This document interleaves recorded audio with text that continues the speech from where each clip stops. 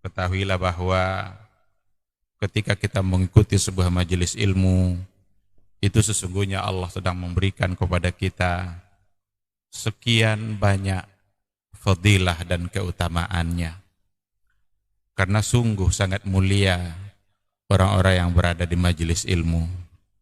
Orang-orang yang berada di majelis ilmu adalah orang-orang yang akan dimudahkan baginya jalan menuju surga Allah.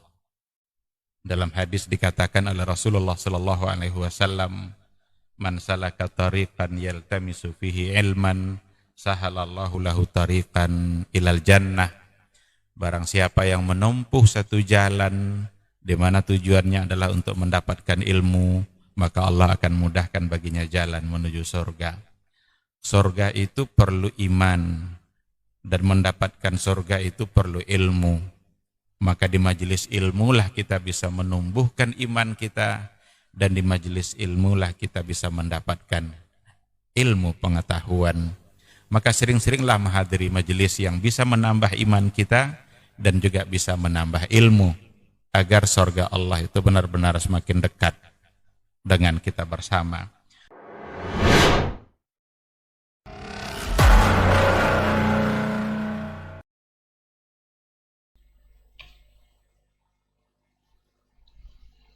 Bismillah, Assalamualaikum warahmatullahi wabarakatuh. Alhamdulillahirabbil alamin, hamdan katsiran thayyiban mubarakan fih, kama yuhibbu rabbuna wa yarda, wa amma ba'd. 91,1 FM Radio Robani, merajut ilmu dan peradaban generasi Robani dan pemirsa KMTV dimanapun Anda berada dan bisa menyimak siaran kita untuk kesempatan malam hari ini.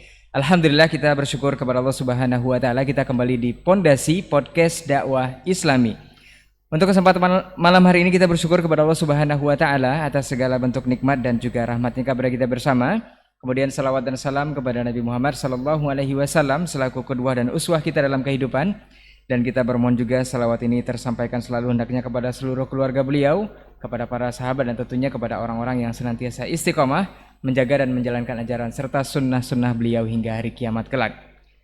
Taib generasi Robani dan pemirsa KMTV ataupun ikhwas kalian yang sudah menunggu-nunggu dari tadi podcast kita untuk kesempatan malam hari ini.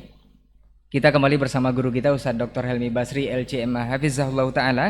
Dan Alhamdulillah beliau diberikan kemudahan untuk hari ini bisa bersama-sama kita akan membahas suatu tema, yaitu berseri atau berkah setiap hari. Dari judul antum sudah bisa menebak sepertinya, kalau setiap harinya ada berkah pasti kita akan berbicara tentang satu bulan yang sebentar lagi akan kita masuki, yaitu bulan suci Ramadan.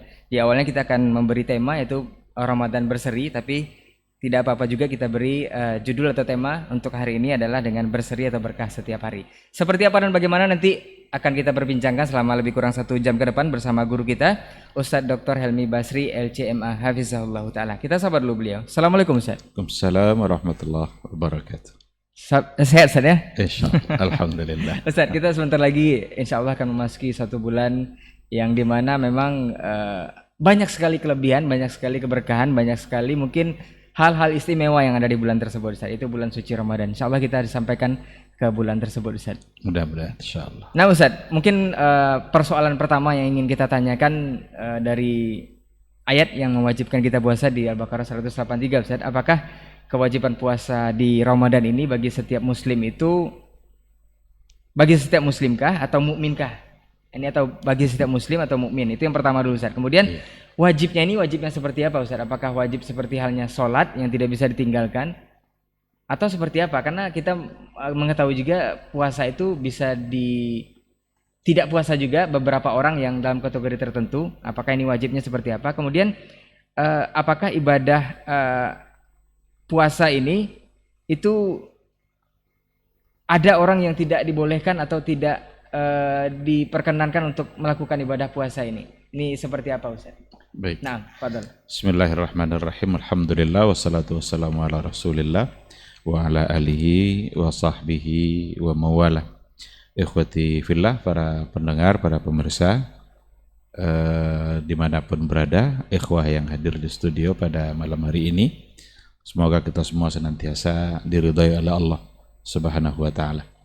Kita pantas untuk bersyukur pada Allah pada malam hari ini kembali dimudahkan untuk berbagi, untuk berbincang-bincang dengan sebuah judul berseri. berkah setiap hari. Ya. Semua orang tentu saja mengharapkan keberkahan itu ada dalam kehidupan dia.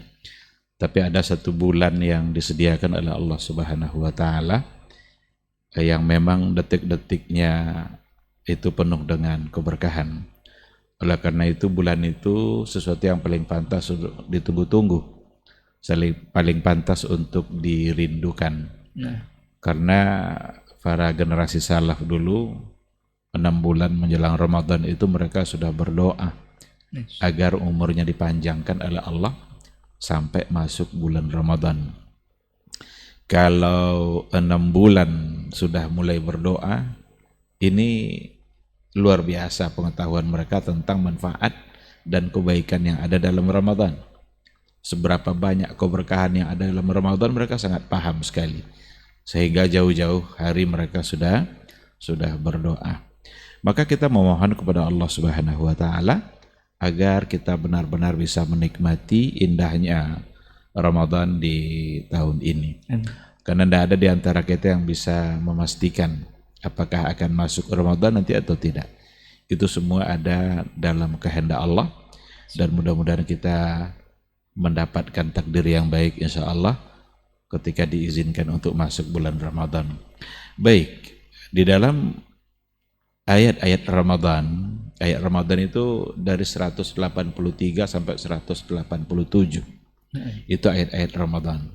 Kita bisa paham seluk-beluk masalah Ramadan melalui ayat itu. Siapa yang wajib berpuasa, siapa yang boleh tidak berpuasa, kapan kita mulai berpuasa, apa amal-amal unggulan saat berpuasa, yang disunnahkan dalam Ramadan itu apa, itu semua ada dalam ayat itu. Yang menarik sesuai dengan yang dipertanyakan tadi, ayat itu diawali dengan panggilan kasih sayang dari Allah Subhanahu wa Ta'ala, karena Allah memanggil dengan sebutan yang paling indah, ya ayyuhallazina amanu, hai orang-orang yang beriman. Allah memanggil orang-orang yang padanya disematkan sifat iman untuk kemudian diberikan sebuah perintah, diwajibkan untuk melaksanakan ibadah puasa. Oleh karena itu, ketika masuk bulan Ramadan dan ketika kita membaca ayat-ayat Ramadan yang diawali dengan ya ayyuhallazina amanu tadi, maka kitalah seharusnya yang paling merasa terpanggil oleh Allah, karena kita adalah orang-orang beriman. Itu panggilan mulia, panggilan sayangnya Allah, bukti sayangnya Allah ketika Ia memanggil dengan sebuah panggilan yang sesuatu yang tidak ada lagi yang lebih berharga daripada iman. Seandainya ada orang yang tidak merasa terpanggil dengan ayat itu, sehingga nanti masuk Ramadan dia tidak juga berpuasa, berarti dia sedang menghina dirinya sendiri. Dia sedang mencabut kemuliaan yang telah diberikan oleh Allah Subhanahu wa Ta'ala, karena kemuliaan itu sesungguhnya ada pada iman. Apakah yang wajib mengerjakan ibadah puasa itu orang mukmin kah atau muslim? Mukmin dan muslim itu sebenarnya dua istilah yang kalau disebutkan satu saja itu mencakup duanya. Jadi kalau disebut dia amanu, maka masuk di dalamnya itu aslamu, Islam, iman dan Islam. Karena dalam kaidah dulu juga pernah kita sampaikan, iza ijtama'a iftaraqa wa iza iftaraqa ijtama'a. Ada banyak hal yang dalam mustalahat diniyah, istilah-istilah agama, kalau disebutkan secara bersamaan, ijtama'a iftaraqa, berarti dia berbeda. Tapi iza iftaraqa ijtama'a, kalau disebutkan ia secara terpisah, hanya satu saja disebutkan, berarti mencakup untuk kedua istilah itu. Ketika Allah mengatakan wala tamutunna illa wa antum muslimun, Allah tak sebut di situ antum mu'minun. Maka muslimun di situ mencakup ke dalamnya makna mukminun. Nah, oleh karena itu yang dipanggil untuk melaksanakan puasa adalah orang-orang yang beriman, yang memang mereka adalah orang-orang yang Islam, sudah pasti.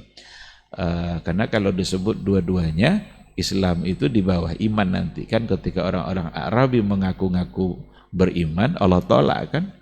Jangan katakan kami beriman, tapi qulu aslamna. Cukup katakan dulu kami Islam.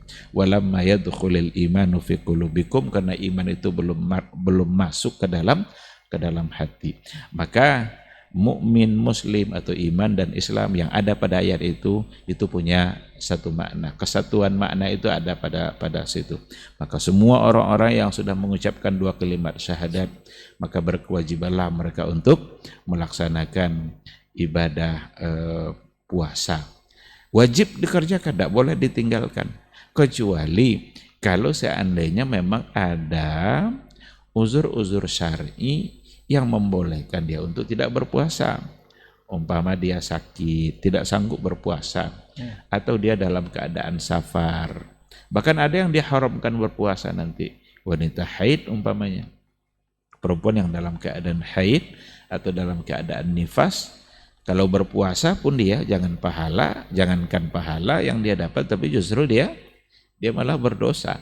Karena dia tidak dalam keadaan suci, yang memang tidak dibolehkan untuk mengerjakan ibadah puasa. Adanya orang-orang tertentu yang dibolehkan tidak berpuasa, itu bukan menurunkan level wajibnya. Kalau dikatakan umumnya kalau sholat kan itu wajib dalam keadaan apa saja. Tapi wanita haid juga tidak diwajibkan untuk mengerjakan sholat gitu. Selagi dia dalam keadaan sadarkan diri seberapa dia bisa, seperti apa dia bisa, maka dia wajib untuk mengerjakan sholat. Ittaqullaha mastata'tum. Jadi sekali lagi, ketika ada beberapa orang yang dikecualikan, itu bukanlah menurunkan kadar atau tingkat wajibnya sebuah ibadah.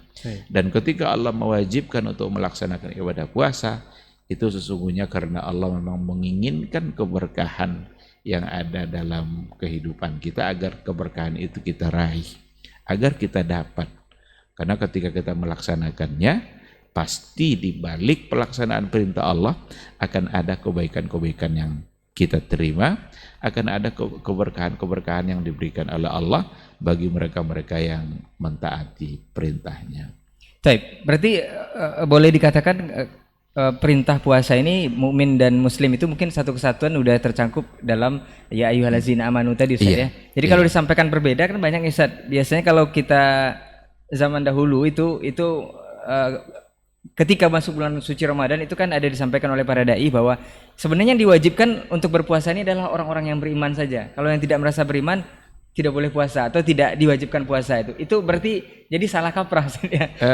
Atau seperti apa Ustaz? Dipahami begini, diwajibkan bagi orang-orang yang beriman berarti tidak wajib bagi orang kafir.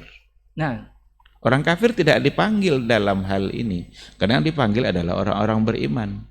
Lalu muncul pertanyaan, berdosakah orang kafir kalau tidak puasa? Ada orang kafir, non-muslim, orang sekarang suruh kita bilang non-muslim. Oke, ada non-muslim, berdosakah dia kalau tidak berpuasa? Kita bisa jawab dengan pertanyaan yang lain, berpahalakah dia kalau dia berpuasa? Nah, iya kan? Berpuasa pun dia tidak akan berpahala. Siapa yang mau beri pahala? Karena dia tidak percaya sama dia yang memberi pahala itu. Dia tidak beriman. Oleh karena itu kalau mau dapat pahalanya, beriman dulu. Yakini dulu syariatnya. Taat dulu kepada dia. Nah, oleh karena itu, pertanyaan yang tadi itu sebenarnya tidak perlu dijawab. Karena memang dengan mereka tidak beriman kepada Allah itu saja, itu sudah include bagi dia kesalahan besar, sehingga dosa tidak berimannya itu mengalahkan semua dosa-dosa yang ada. Nggak perlu lagi berdosakah mereka tidak sholat, berdosakah mereka tidak puasa. Karena dengan tidak beriman itu saja sudah ada pada dirinya dosa tertinggi, tingkat tinggi, yang itu akan mengalahkan semua yang lain. Maka yang dipanggil dalam ayat itu, ya ayyuhalladzina amanu, wahai orang-orang yang beriman. Orang yang beriman dan yakin kepada Allah Subhanahu wa taala, yakin dia kepada Rasulnya Nabi Muhammad sallallahu alaihi wasallam, beriman dia kepada Al-Qur'an yang diturunkan oleh Allah, itu mereka lah yang dipanggil untuk melaksanakan ibadah puasa.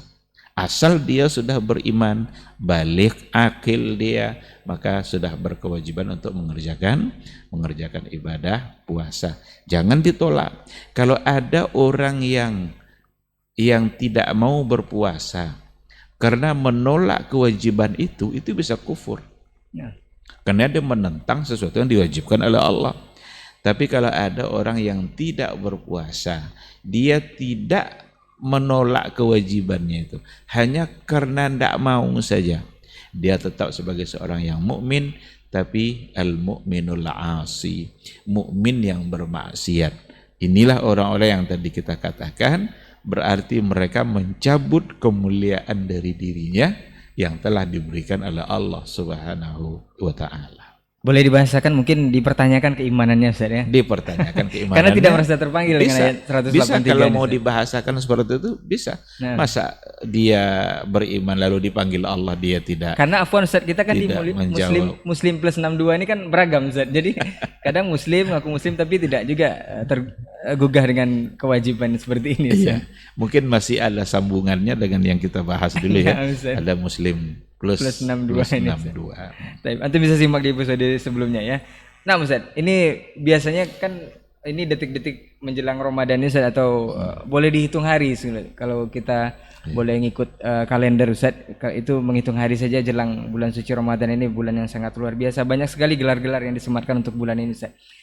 Biasanya banyak yang ingin memulainya dengan mempersiapkan spesial untuk dirinya Ustaz, dengan pensucian atau dengan segala macam.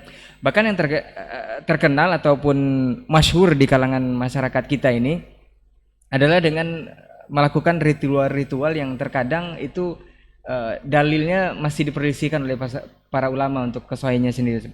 Boleh kita contohkan ini Ustaz, ada hadis yang mengatakan maaf-maafan jelang Ramadan ini Ustaz. Ini ada 3 yang diaminkan doa malaikat oleh Rasul. Ini mungkin masyhur hadisnya Ustaz. Katanya kalau tidak suami yang tidak minta maaf sama istri, tetangga yang tidak bermaafan dengan tetangganya, atau kemudian anak yang tidak bermaafan dengan orang tuanya, itu tidak diterima puasanya Ustaz. Ini seperti apa penjelasannya Ustaz? Iya. Mempersiapkan diri untuk memasuki bulan Ramadan itu memang sangat penting, dan berbagai persiapan kita bisa lakukan. Kesiapan ilmu umpamanya. Karena Ramadan itu adalah sebuah ibadah, yang ibadah itu kesempurnaan pelaksanaannya ada pada ilmu. Semakin kita mengerti dengan ilmu-ilmu Ramadan, akan semakin sempurna pula nanti pelaksanaan Ramadan kita. Akan semakin pasti pula keberkahan-keberkahan yang akan kita dapatkan. Semakin sempurna janji-janji Allah bisa kita dapatkan. Bahkan salah dulu aja 6 bulan sebelumnya sudah ini kan. Masya Allah. Berarti ada kesiapan gitu, kesiapan ilmu, kesiapan isti'dad ruhi, kesiapan ruh, jiwa, semangat. Bagaimana kita menunjukkan semangat kita di dalam menyambut bulan Ramadan, bersemangat memang untuk menunggu kebaikan-kebaikan yang ada. Oleh karena itu diawalilah dengan berbagai kebaikan yang lain sebelum kita memasuki bulan Ramadan. Karena berbuat baik tidak pula menunggu bulan Ramadan. Dari sekarang sudah mulai. Itulah rahasianya kenapa Rasul itu paling banyak puasa sunnahnya itu ada di bulan Sya'ban. Karena seolah-olah Rasul ingin membawa suasana Sya'ban itu seolah-olah sudah Ramadan.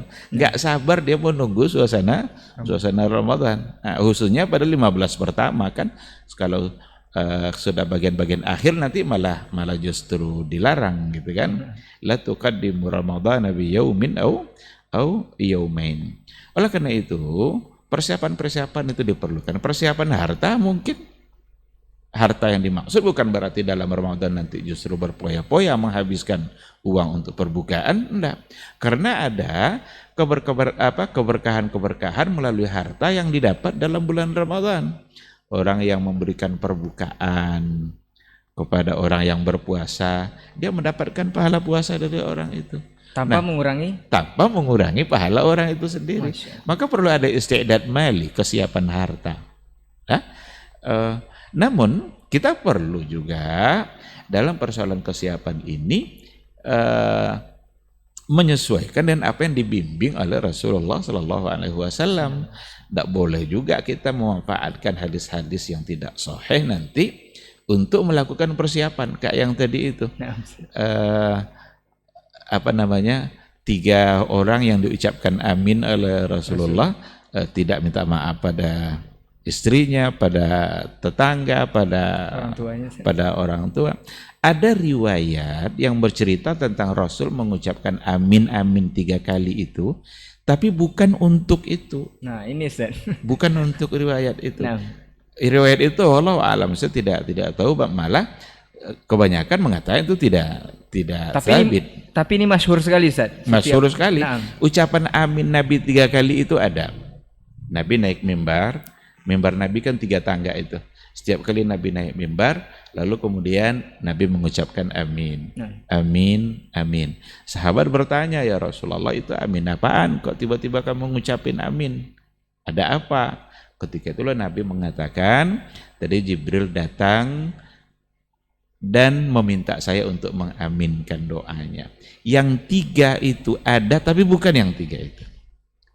Di antaranya, man adraka Ramadan walam yughfar lahu, ba'uda man adraka Ramadan walam yughfar lahu.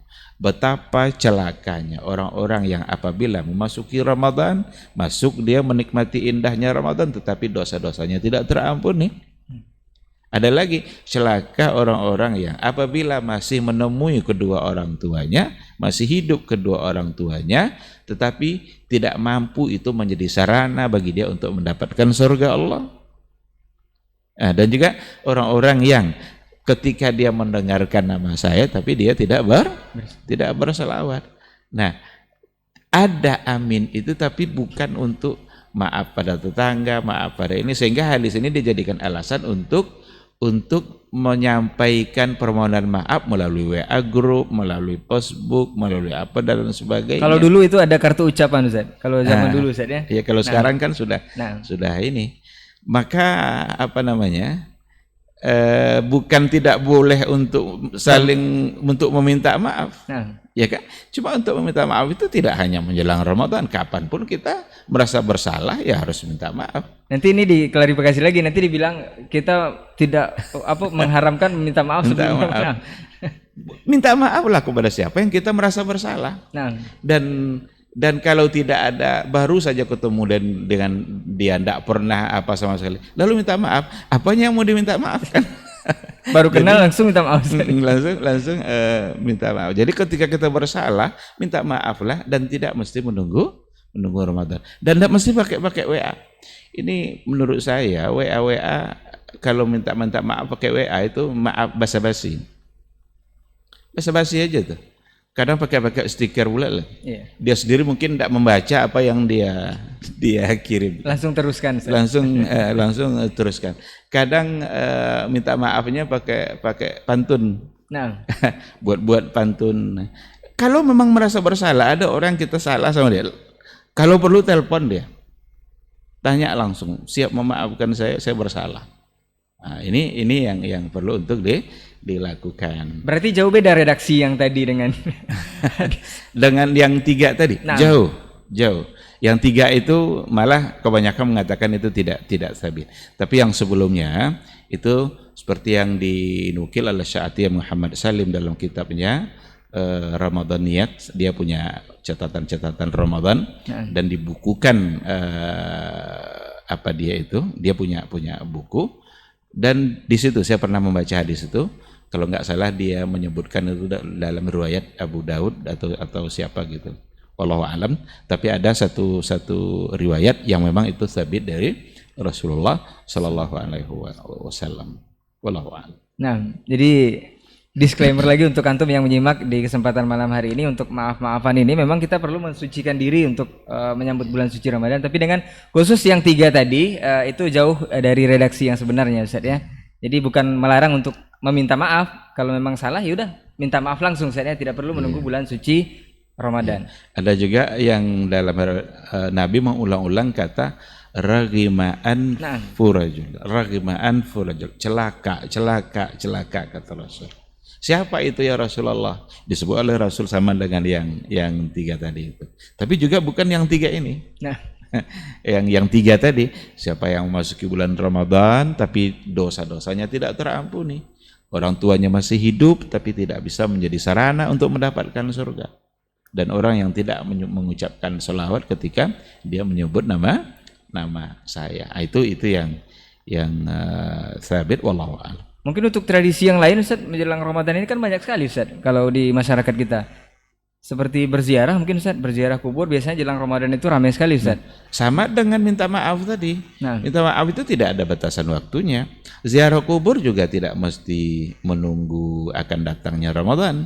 Kalau seandainya ada mungkin orang tidak punya waktu selain menjelang Ramadan. Lalu dia karena itu waktu yang dia punya ziarah dia, silakan. Ya biasanya kan kalau jelang Ramadan ini kan ada libur atau cutinya untuk yang bekerja Ustaz ya. Iya. Tapi bukan dikarenakan oleh ada syariat khusus untuk berziarah menjelang Ramadan. Nah, Di sini kadang kan ini yang tidak dipahami gitu kusut kan. sebenarnya. Pengkhususan itu. Berziarah itu silahkan. Kuntu nahaitukum an ziyaratil kuburi ala fazuruha. Dulu saya larang kata Rasul, tapi sekarang silahkan. Dulu ada ilatnya kenapa dilarang, sekarang ilat itu sudah tidak ada, maka ziarahlah. Nah, maka boleh sebelum, boleh sesudah, boleh jauh-jauh sebelumnya, silahkan. Maka yang tidak boleh itu adalah ketika kita meyakini ada pengkhususan syariat ziarah ketika akan memasuki bulan Ramadan. Di situ yang jadi masalah. Karena taksis itu kita sudah sering ulang-ulangan. Pentaksisan seperti itu dalam ibadah maka nggak bisa kecuali ada dalilnya. Kecuali datang dari Rasulullah Sallallahu Alaihi Wasallam. Jadi bukan kita menolak untuk melakukannya, tetapi mengkhususkan hanya ketika menjelang puasa. Atau mungkin ada keyakinan berziarah di sebelum Ramadan itu jauh lebih utama dari hari-hari yang lain umpamanya. Berarti kan itu ada keutamaan-keutamaan yang kita yakini. Dan itulah yang memerlukan adanya ketentuan-ketentuan syariat. Dan ketentuan syariat itu datang dari Allah dan datang dari Rasulullah Sallallahu Alaihi Wasallam. Nah, mungkin satu lagi Ustaz, kalau Ustaz mau jawab ini, yang tradisi ataupun kebiasaan masyarakat kita yang rame ini menjelang suci Ramadan ini, itu mensucikan diri dengan mandi Ustaz. Ini terkenal mungkin balimau di sebagian daerah atau seperti apa?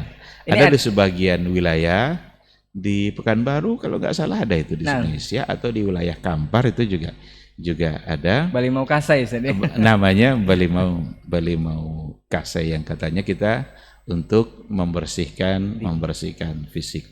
Entah sama dengan apa yang diyakini oleh tetua-tetua adat dulu atau tidak dengan yang dilakukan hari ini.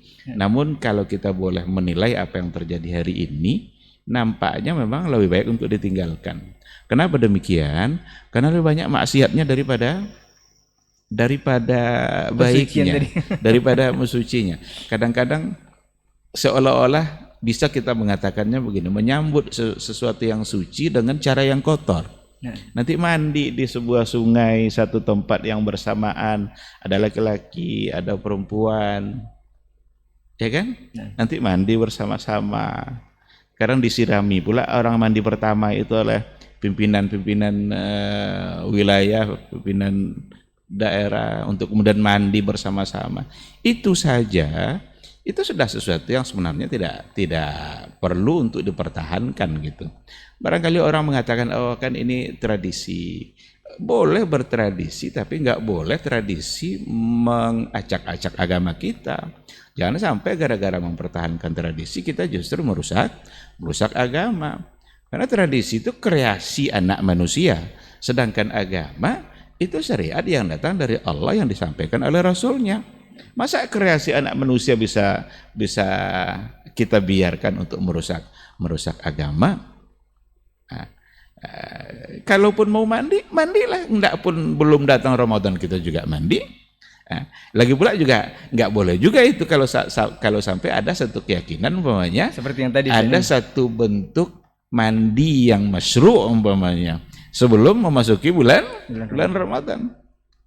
Itu juga perlu pendalilan gitu kan. Kenapa kalau seandainya kita janabah kita mandi? Karena Rasul yang menyampaikan pada hadisnya. Maka mandinya kita itu menjadi pahala karena mengerjakan perintah Rasul. Tapi mandi yang tadi itu kira-kira kita mengerjakan perintah siapa? Ini juga sesuatu yang sudah sering kali saya ulang-ulang dalam majelis, baik di podcast, di mimbar-mimbar atau di majelis-majelis ilmu. Kenapa perlu dalil dalam setiap ibadah? Agar jelas siapa yang kita taati. Kita beribadah, siapa yang kita taati? Allah dan Rasulnya. Kalaupun ada yang kita taati orang lain dalam beribadah, orang itu kita taati ketika ia sesuai dengan Rasulullah Sallallahu Alaihi Wasallam. Ketika sudah bertentangan atau tidak sejalan lagi, la ta'ata li makhluqin fi maksiatil khaliq. Tidak boleh memberikan satu ketaatan apapun jika di situ ada kemaksiatan kepada Al-Khaliq.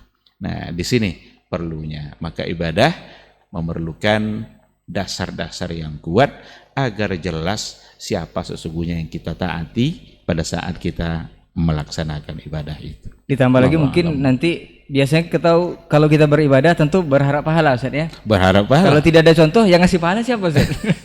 Mungkin. Iya. Kalau yang memberi pahala tidak memerintahkan, ya dari mana kita mendapatkan pahala. Baik, Ustaz. Kita masuk ke tema berseri ini, Ustaz. Sebenarnya apa yang membuat atau amalan-amalan apa yang biasanya bisa membuat Ramadan kita ini menjadi berkah setiap hari? Apakah dengan memperbanyak ibadah saja, mungkin sedekah, sholat, ataupun puasanya itu sendiri, atau berbuat baik kepada sesama, silaturahim dan segala macamnya, atau bahkan ada yang mengatakan dengan tidur saja kita sudah beribadah. Ini jadi naumus shaim ibadah gitu ya. Tidurnya orang berpuasa adalah ibadah. Dia berpegang pada riwayat yang dhaif, yang tidak sahih. Lagi-lagi itu riwayat yang tidak sahih dikatakan oleh para ulama seperti itu. Apalagi kalau dimanfaatkan hanya untuk tidur saja. Berarti dia hanya mendapatkan pahala dari tidurnya. Padahal Rasulullah Sallallahu Alaihi Wasallam kepada Abu Umamah dia mengatakan, alaika bisawmi fa innahu la mithla lahu. Kamu hendaklah berpuasa, kerjakan puasa, fa innahu la mithla lahu. Tidak ada yang bisa menyamainya, tidak ada yang bisa menandinginya. Ketika kita coba untuk mencari apa penafsiran atau syarahnya oleh para ulama, la mislalahu itu ternyata maknanya luar biasa. Di antara maknanya la mislalahu itu la nazira lahu fi tahqiqit taqwa, la nazira lahu fi islahil qulub, la mislalahu fi tazkiyatin nafs, la mislalahu fi al-husuli 'alal barakah. Berbagai macam makna. Tidak ada yang menyamainya dalam mewujudkan ketakwaan. Maka Syekh Abdurrahman Sa'di dalam tafsirnya tafsir Karim Rahman, beliau punya buku tafsir, dia mengatakan innas siyama min akbari asbabit taqwa. Innas siyam min akbar asbabit taqwa. Sesungguhnya puasa itu adalah sebab terbesar untuk mendapatkan ketakwaan. Ketakwaan itu sesuatu yang kalau ada pada diri kita, maka kita akan terhindar dari berbagai macam bentuk dosa dan kemaksiatan. Karena takwa itu wiqayatun nafs. Kita menjaga diri kita dari nerakanya Allah. Ketakwaan itulah yang semata-mata bisa menjaga diri kita untuk tidak terjatuh kepada perbuatan maksiat. Jadi nggak ada yang menandinginya dalam islahil qulub, membersihkan hati. Penyakit-penyakit hati banyak sekali selesai oleh Ramadan. Enggak ada yang menyamainya fi tazkiyatin nufus, dalam membersihkan jiwa, dalam mendapatkan keberkahan, dalam mendapatkan keampunan. La misla lahu. Itu kata Rasulullah sallallahu alaihi wasallam kepada Abu Umamah Al-Bahili. Fa innahu la mithla lahu. Ketika Rasul membahasakan seperti itu, nggak mungkinlah didapat dengan tidur-tiduran. Nah. Masa mau membersihkan jiwa pakai tidur? Mau meraih keampunan pakai tidur? Maka datanglah berbagai riwayat dari Rasul yang berkaitan dengan bagaimana caranya agar kita mendapatkan keberkahan itu. Ada banyak riwayat. Man sama Ramadana. Ada man qama Ramadana. Ada lagi man qama Lailatul Qadri. Ujung-ujungnya sama. Imanan wahtisaban ghufira lahu ma taqaddama min dzambi. Sama itu di siang hari. Qama itu malam hari. Berarti siang malam Ramadan itu selalu diisi dengan ibadah, dengan kebaikan-kebaikan. Karena detik-detik Ramadan memang isinya adalah keberkahan. Bahkan dikhususkan satu, man qama Lailatul Qadri imanan wahtisaban ghufira lahu ma taqaddama min dzambi. Diampuni dosa-dosa yang telah berlalu. Oleh karena itu, amal-amal unggulan dalam Ramadan itu banyak sekali. Yang pertama sekali tentu saja puasa. Nah. Ini yang intinya tentu saja. Ini esensinya. Buat apa nanti banyak qiyamul lail, banyak baca Quran, banyak sedekah tapi tidak puasa? jadi puasa ini yang pertama sekali yang wajib dilaksanakan. Setelah itu barulah diikutkan dengan amal-amal yang lain. Ada sedekahnya, ada baca Qurannya, ada zikirnya, ada qiyamul lailnya, ada at-tawasau bil haq wa tawasau bis sabar. Saling menasihati. Kita sampaikan kebaikan kepada anak istri kita. Seorang ayah di rumah, ketika ia menyampaikan kebaikan kepada anak istrinya, sesungguhnya dia sedang mendulang keberkahan dari Allah Subhanahu wa taala. Dan semua kebaikan-kebaikan yang ada dalam Ramadan, dan ini keistimewaan Ramadan, itu ada di situ mudha'afatul ajr. Ada pahala yang berlipat ganda. Hanya Allah yang tahu berapa lipat gandanya itu. Karena itu di luar kelipatan kebaikan-kebaikan yang biasa. Nah. Kalau kebaikan yang biasa kan 1 jadi 10. Tapi untuk Ramadan itu hanya Allah yang tahu. Maka dalam hadis Nabi, pada hadis kursinya Allah mengatakan as-siyamu li wa ana ajzi bihi. Puasa itu murni untuk saya. Hanya saya yang menentukan. Wa ana ajzi bihi. Saya yang menentukan berapa balasan yang pantas untuk diberikan kepada orang yang sedang berpuasa. Nah. Di luar kelipatan-kelipatan kebaikan yang ada pada ibadah yang lain. Nah, oleh karena itu, janganlah dimanfaatkan hadis yang dhaif tadi untuk tidur-tiduran, karena dengan alasan tidur pun bisa ibadah. Bisa diarahkan kepada makna yang benar. Umpama udah capek dia beribadah, capek baca Quran, capek berzikir, capek untuk sholat, sampai tertidur. Lalu tidur dia untuk memperkuat fisiknya pada ibadah berikutnya. Maka tidur ketika itu adalah akan menjadi bagian dari ibadah juga bagi dia. Karena ada niat yang baik pada tidurnya. Masya Allah. Banyak sekali mungkin kelebihan yang sudah beberkan Ustaz tentang bagaimana Ramadan kita itu berseri. Jadi tidak mungkinlah dengan antum tidur saja dengan meraih semua keberkahan tadi Ustaz ya, atau semua pahala tadi yang berlipat ganda. Secara logika pun tidak bisa diterima. Biasa kalau banyak tidur ngantuk, habis bangun tidur tidak berseri wajahnya Ustaz. Biasanya. Secara logika saya maksud, orang sibuk dan baca Quran, dia tidur. Masa sama keberkahannya? Nah. Orang sibuk untuk sholat malam hari, dia tidur. Masa sama? Pasti tidak akan sama. Al-ajru ala qadril masyaqqah. Nah, pahala itu sesuai dengan seberapa kesulitan yang dia rasakan dalam beribadah. Nah Ustaz, ini mumpung ingat Ustaz, afwan Ustaz. Tadi kalau dikatakan dengan banyak beramal, karena inti dari Ramadan kita berseri ini kan sebenarnya siamnya itu Ustaz, puasanya itu. Karena ada juga orang yang sibuk dengan hal-hal yang misalnya sholat malam, kemudian baca Quran, kemudian bersedekah, tapi tidak puasa, tidak juga berguna Ustaz ya. Tapi ada juga orang yang melakukan hal itu semua, berpuasa dan segala macamnya, tapi tidak sholat Ustaz. Ini seperti apa? Ada juga memang intinya di puasa itu saja, tapi tidak melakukan sholat kewajibannya ini? Kalau sholat yang wajib yang dia tidak lakukan itu tentu tidak bisa. Tapi kalau seandainya sholat sunat yang dia tinggalkan, dia tidak mendapatkan pahala berarti dari sisi itu. Tetapi ya apa namanya puasanya tetap akan menjadi ini kan, kecuali kalau sholat wajibnya. Karena kalau dari segi urutan soal kewajiban sholat tentu lebih utama, dan keutamaannya didapat dari hadis-hadis Nabi kan, awwalu ma yuhasabu bil 'abdu yaumil qiyamah as-shalah. Deretan rukun Islam itu juga sebelum puasa adalah sholat. Sholat itu sebagai sebuah pilar yang kalau ditinggalkan ya roboh agama ini. Nah, maka kalau hubungannya sama sholat yang wajib tentu sangat tidak pantas. Bahkan bisa-bisa puasanya menjadi tidak berarti lagi karena yang lebih asasi dia tinggalkan. Tapi ketika nanti sholat tarawih kah atau sholat apakah itu dia tidak kerjakan, dia kehilangan kebaikan-kebaikan yang begitu besar. Kehilangan keberkahan juga. Keberkahan. Maka kata Rasul, man hurima khairaha faqad hurim. Siapa yang terhalang untuk mendapatkan kebaikan Ramadan itu, berarti dia sudah terhalang untuk mendapatkan kebaikan-kebaikan yang lain.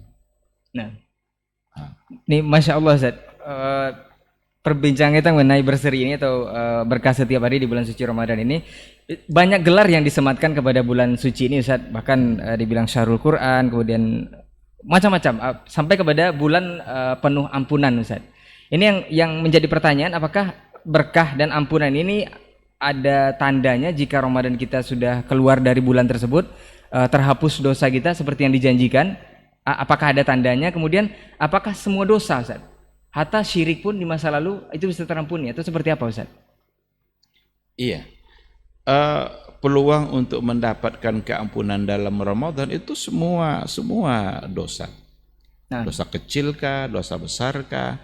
Tapi kalau seperti dosa syirik ya otomatis dia harus menyatakan taubatnya kepada Allah Subhanahu wa taala.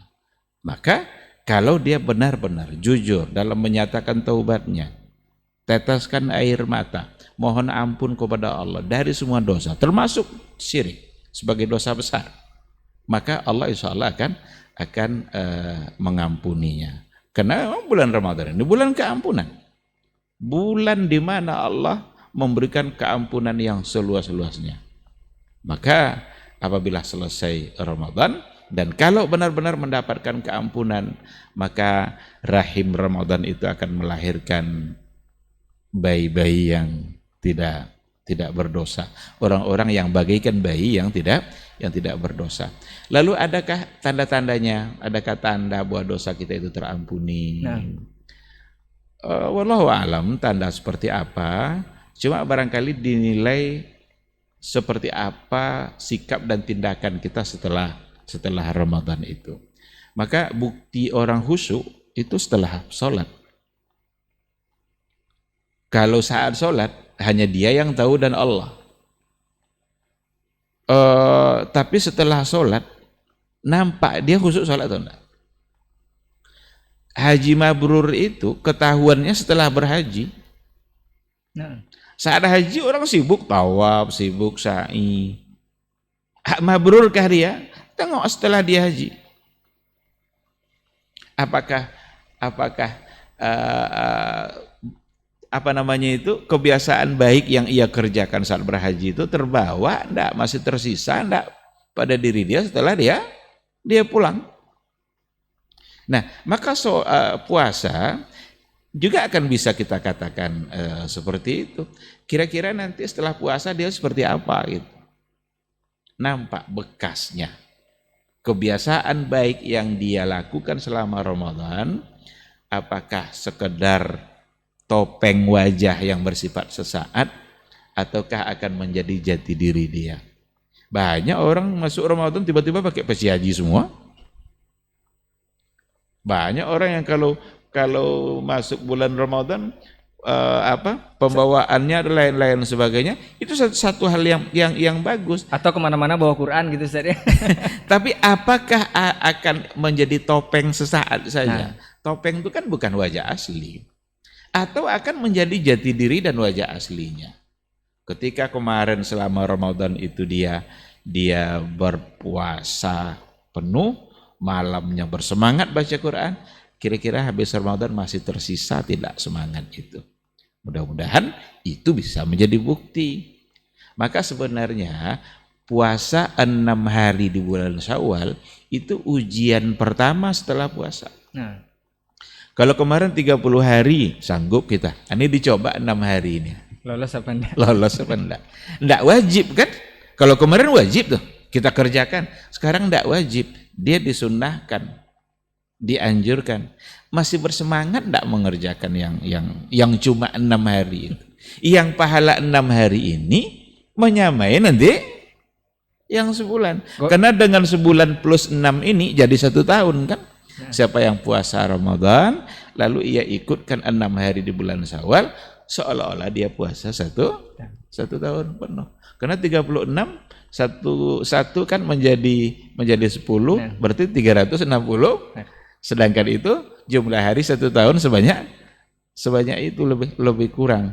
Nah, oleh karena itu kita tidak pula sibuk untuk mencari tanda-tanda itu. Saya ini kira-kira diterima enggak oleh Allah. Lalu kita tunggu-tunggu tanda itu. Enggak usah kita sibuk dengan menunggu-nunggu tanda itu. Tapi sibuklah untuk mempertahankan nilai-nilai yang ada, untuk kemudian sibuklah memohon kepada Allah agar semua amaliyah Ramadan kemarin diterima. Maka lagi-lagi kita berkaca kepada ulama salaf dulu, generasi salaf, mereka membagi 1 tahun itu kepada 2 waktu. 6 bulan pertama, 6 bulan kedua. 6 bulan sebelum Ramadan, tadi doanya itu. Mereka berharap agar masuk bulan Ramadan. Tapi 6 bulan setelah Ramadan itu, mereka sibuk pula memohon kepada Allah agar amal-amal Ramadannya diterima. Kalau mereka aja sebegitu kuat doa agar diterima amalnya, padahal mereka adalah orang-orang soleh, orang-orang baik, orang-orang yang kadar imannya ya barangkali kita bisa meyakini jauh lebih tinggi dari orang-orang hari ini. Mungkin kita bisa katakan seperti itu. Tapi mereka tetap saja menyisakan satu ruang. Jangan terlalu pede bahwa amal kita ini sudah benar-benar diterima. Berharap jelas kita berharap diterima, tetapi jangan anggap oh itu pasti akan diterima Allah.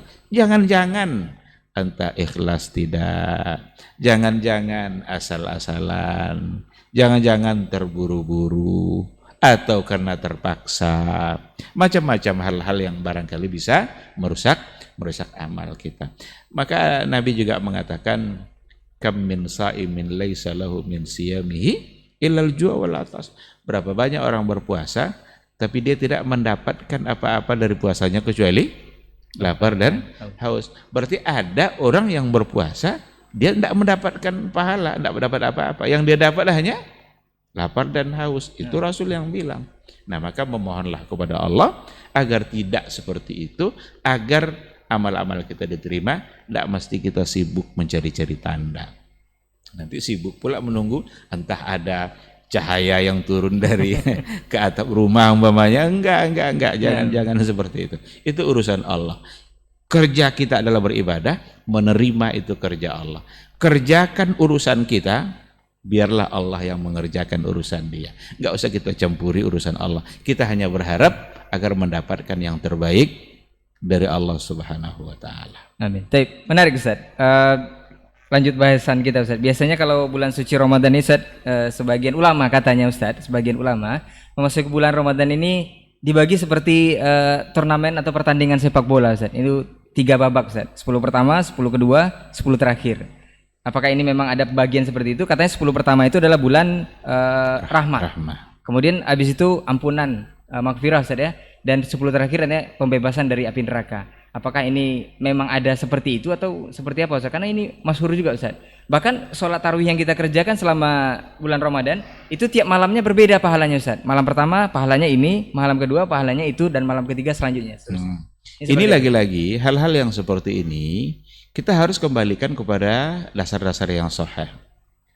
Harus kita kembalikan kepada bimbingan-bimbingan yang memang berdasarkan kepada hadis yang sahih yang datang dari Rasulullah SAW. Banyak hal-hal yang masyhur, sangat terkenal di kalangan umat Islam, yang terkenal itu ya karena sering diulang-ulang penyampaiannya juga oleh para dai, para mubalik. Tetapi bisa saja yang termasyhur itu, yang terkenal tadi itu tidak sampai ke tingkat sahih, karena bertentangan dengan hadis yang sudah dinyatakan sahih gitu. Nah, 10 pertama adalah rahmat, kemudian 10 kedua kasih sayang, 10 ketiga itqun minan nar. nah. Ketika dikatakan 10 ketiga itqun minan nar, ini bertentangan dengan hadis Nabi yang sahih, di mana bulan Ramadan itu adalah bulan keampunan yang sanggup untuk memerdekakan kita dari api neraka. Kata Rasul apa? Wa kana zalika fi kulli laila. Dan yang demikian itu ada pada setiap malam. Bagaimana kalau seandainya orang 10 atau 20 pertama ikut puasa lalu meninggal?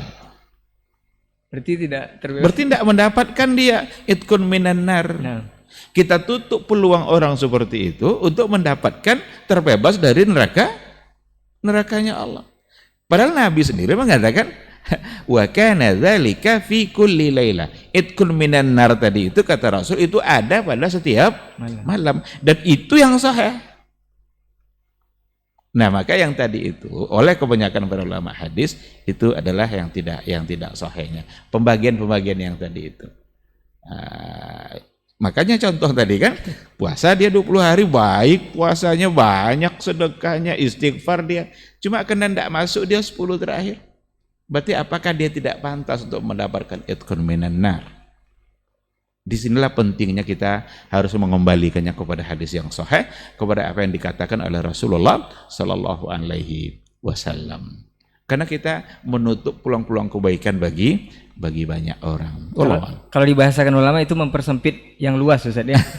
Iya, mempersempit sesuatu yang luas yang memang sudah disediakan oleh Allah Subhanahu wa taala. Nah, Ustaz, kita masuk ke detik-detik terakhir mungkin.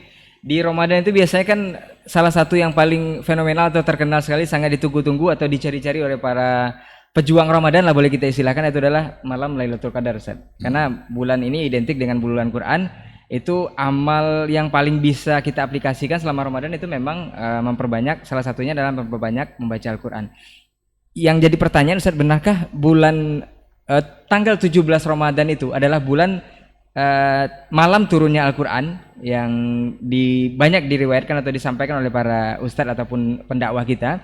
Kemudian seperti apa proses turunnya? Apakah di malam Lailatul Qadar ini sendiri turunnya atau seperti apa Ustaz? Iya. Nah, berkaitan dengan turunnya Al-Quranul Karim itu ada 2 pembahasan oleh para ulama dalam ulumul Quran. Ada yang turunnya dari dari Baitul Izzah gitu ya, ke Sama'id Dunya, itu dalam satu keseluruhan.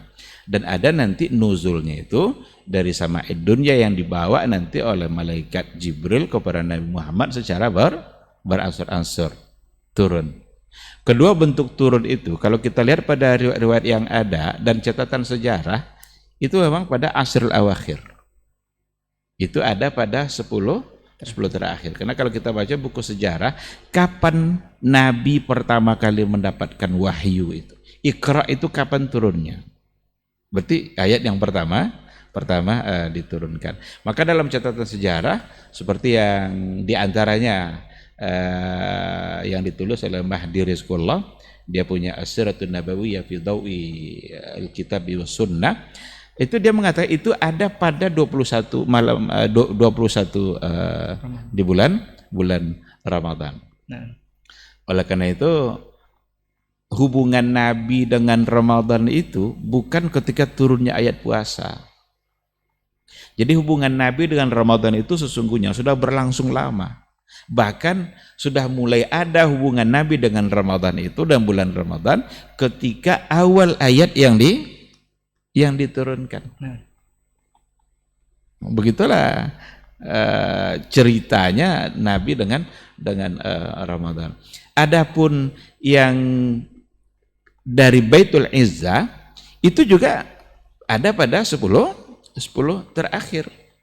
Karena dalam Al-Qur'an kan yang dikatakan lailatul mubarakah fi lailatul mubarakah itu justru ada pada itu gitu, pada malam itu.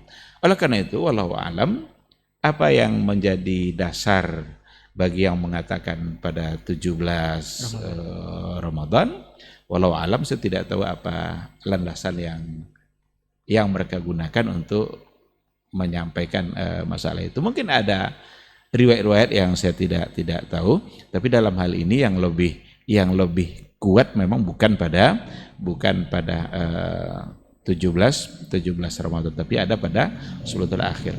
Oleh karena itu juga lah malam Lailatul Qadar itu dalam hadis Nabi sendiri bilang seperti itu. Falyataharrau fil ashril awakhir. Maka cari-carilah itu, intai-intailah itu Lailatul Qadar itu pada 10 terakhir. Nah, dikarenakan oleh kemuliaan turunnya Al-Qur'an yang tadi itu. Karena syahrul Ramadan allazi unzila fihil Qur'an. Bulan Ramadan memang bulan diturunkan Al-Qur'an. Nah, oleh karena itu barangkali ini perbedaan pandangan para ahli sejarah.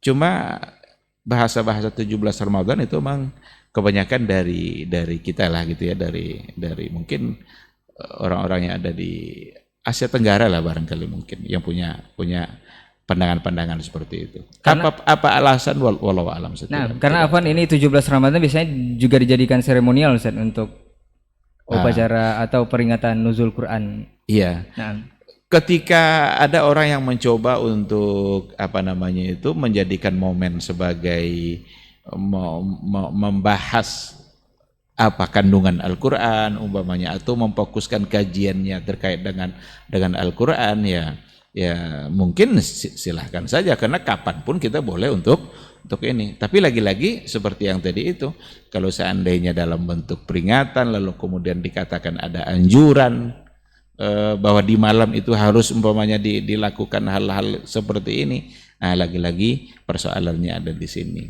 Tapi ketika memanfaatkan momen saya kira untuk membahas seluk-beluk yang berkaitan dengan Al-Qur'an, padahal sangat tidak cukup mengharapkan malam itu untuk mengerti dengan kandungan Al-Qur'an semuanya tentu sangat tidak pantas, tidak cukup gitu maksudnya. Mulailah dari awal Ramadan itu kan, atau dari sekarang, karena Quran itu sudah ada, sudah lama diturunkan. Tidak mesti kita menunggu 17 Ramadan, yang 17 itu sendiri masih diperselisihkan atau bahkan bukan itu yang lebih kuat dalam permasalahan ini. Afwan Ustaz, menyambung sedikit Ustaz. Berarti turunnya Al-Qur'an tadi dalam bentuk mushaf atau fisik dari Baitul Izzah tadi Ustaz, turun dari atas Ustaz ya? Nah, iya, turun dari Allah. Ya dari atas turunnya. Berarti Allah di atas Ustaz ya? Iya, itu salah satu dari bukti gitu ya, atau mau dijadikan karina atau dalil bahwasanya memang Al-Qur'an turun dari atas dan Jibril turun dari atas ke bawah untuk membawa Al-Qur'an, dan itu memastikan bahwa memang Allah itu di atas. Itu keyakinan Rasul, keyakinan sahabat yang tidak boleh kita ingkari dan tidak boleh kita rubah. Karena kalau bukan di atas berarti melayang nanti jadinya Ustaz. Nah, Ustaz, menyambung bahasan Lailatul Qadar di sini Ustaz, ada pendapat ulama ataupun para pendakwah kita khususnya di zaman ini juga santer diberitakan biasa kalau di setiap momen Ramadan ini dikatakan bahwa Lailatul Qadar itu sendiri tidak turun lagi di zaman atau di era kita ini Ustaz. Itu hanya turun semasa Rasul masih hidup. Karena Rasul adalah rahmatan lil alamin. Itu rahmat, karena salah satu bentuk rahmat Allah adalah turunnya malam Lailatul Qadar. Jadi kalau rahmat Rasul sudah meninggal itu terputus, tidak ada lagi malam Lailatul Qadar. Itu hanya bentuk fisiknya saja. Ini seperti apa penjelasannya Ustaz? Apakah memang tidak turun lagi malam Lailatul Qadar? Ini bertentangan dengan apa yang diyakini oleh mayoritas ulama, bahkan mungkin dia aja mungkin yang ngomong seperti itu. Karena para ulama semuanya mengatakan bahwa malam Lailatul Qadar itu ada pada setiap tahun, dan itu di dalam atau di 10 terakhir. Kalau memang demikian, kalau memang nanti dianggap hanya ada pada masa Nabi, apa artinya hadis-hadis ketika Nabi memerintahkan untuk memanfaatkan 10 terakhir itu untuk beramal soleh, untuk menghidupkan malam? Ketika Nabi mengatakan falyataharraw fil ashril awakhir, apakah asrul awakhir itu hanya untuk masa Rasul saja? Tentu tidak.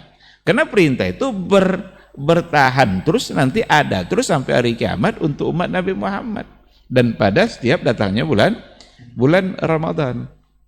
Nah, oleh karena itu perlu juga dipahami secara luas. Saya pernah membaca persoalan ini begini.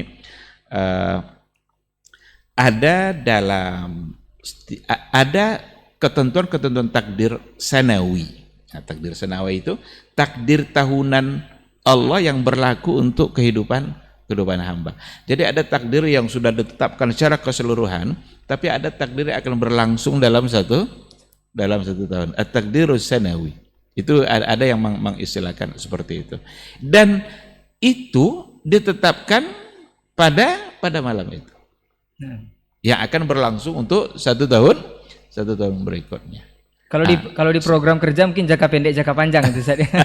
Kalau dibawa ke bahasa keseharian kita keseharian pekerja sekarang gitu ya, mungkin seperti itu. Nah, oleh karena itu ungkapan yang mengatakan bahwa tidak lagi ada malam Lailatul Qadar itu tentu sangat tidak bisa diterima, bertentangan dengan apa yang dikatakan oleh para ulama besar, pada ulama dunia Islam. Jumhur boleh dikatakan. Jumhur dan mungkin sangat sedikit mungkin yang mengatakan yang seperti tadi itu. Wallahu a'lam. Nah, Ustaz, taib.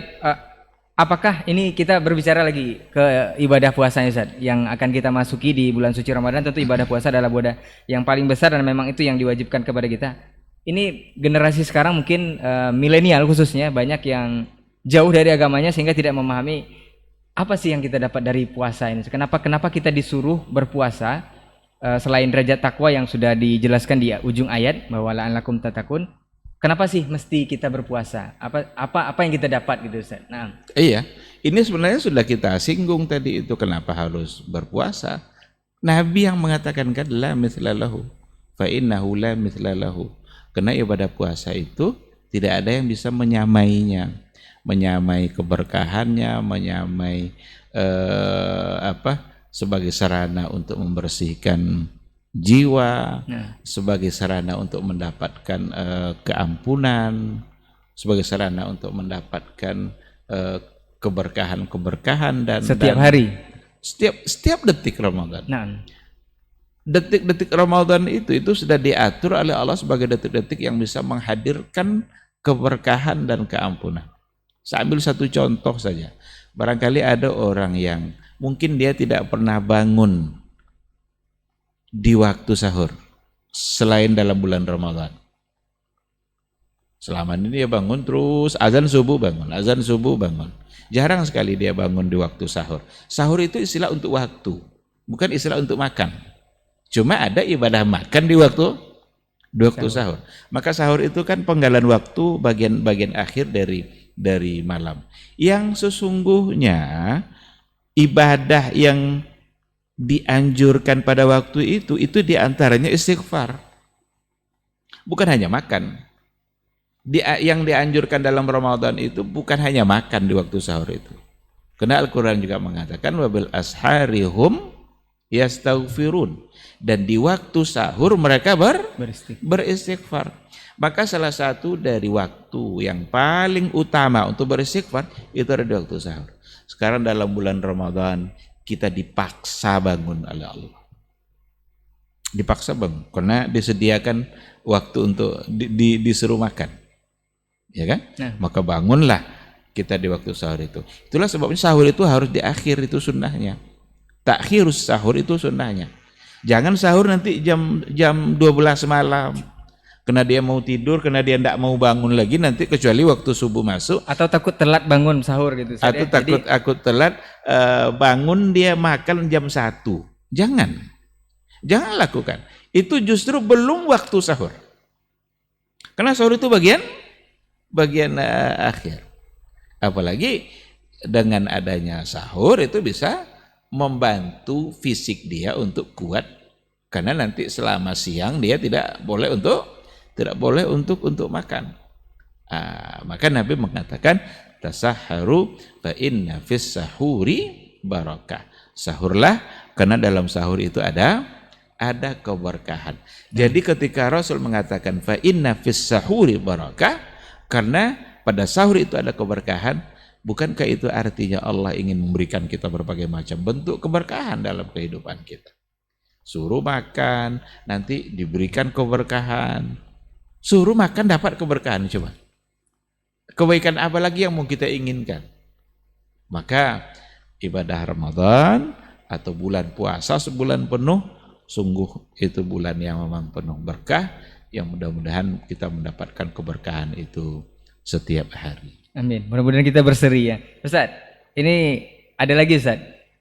Biasanya kalau di bulan Ramadan itu, menjelang bulan Ramadan kita akan disuguhkan dengan hadis Rasul yang mengatakan bahwa semua pintu surga itu dibuka Ustaz. Kemudian semua pintu neraka ditutup.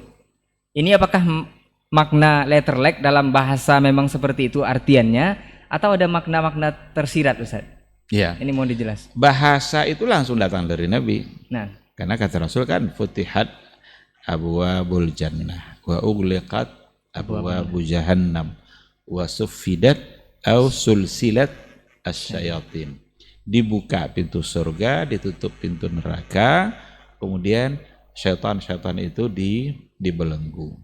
Kalau diartikan sebagai makna letterleknya, arti harfiahnya, dibukalah pintu surga itu, ditutup pintu neraka.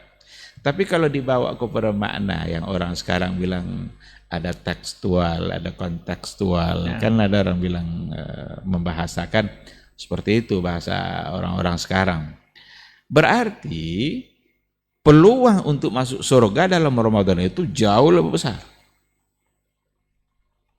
Dan peluang untuk kita terhindar dari nerakanya Allah kecil.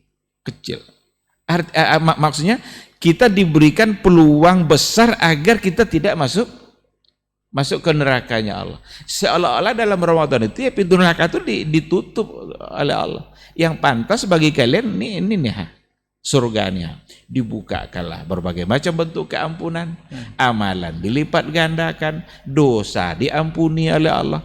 Bukankah yang akan masuk neraka itu adalah orang pendosa? Sekarang dosa diampuni oleh Allah, berarti tidak ada lagi yang akan ke neraka, tapi semua akan ke surganya Allah. Itu kalau mau dibawa kepada makna kontekstualnya. Dibelenggu syaitan. Syaitan itu dibelenggu. Ada orang nanya begini, bukankah maksiat juga banyak dalam bulan Ramadan? Banyak maksiat dalam bulan Ramadan juga. Setannya lepas. Apakah karena syaitannya lepas atau bagaimana? Kalau mau diartikan letterlek ya memang dibelenggu. Kalau Allah ingin membelenggunya bisa saja. Lalu kenapa ini masih bisa berbuat dosa? Dosa bukan hanya oleh syaitan, bisa oleh hawa nafsu. Oleh hawa nafsu seseorang yang dia tidak bisa mengendalikannya.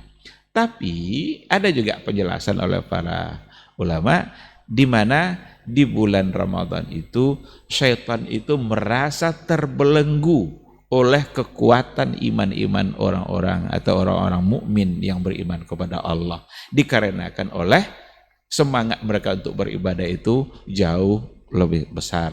Ketika dia ingin menggoda, dia temukan hamba Allah sedang baca Quran.